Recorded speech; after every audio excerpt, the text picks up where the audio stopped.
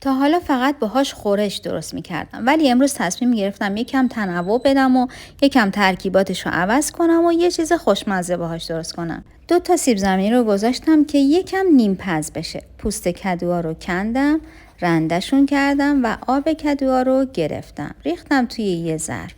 یه دونه پیازم رنده کردم، بهش اضافه کردم یه حبه سیر به دلخواه.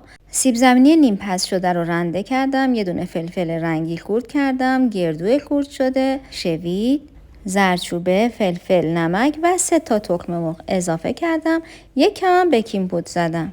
با دست ورزش دادم تا مواد به خورد هم دیگه بره. بعدم توی روغن داغ طبق معمول و طبق روال همه کوکوها 2 طرفش رو سرخ کردم. بعدم روی کاغذ روغنی گذاشتم که روغن اضافهش گرفته بشه. به نظرم این کوکو خیلی خاصیت داره، چون میدونید که کدو برای قند خون خیلی خوبه، فلفل دلمه ویتامین C خوبی داره، تخم مرغ هم که پروتئینه و سیب زمینی هم که کربوهیدرات. این ترکیب واقعا عالیه. درستش کنید، نوش جان.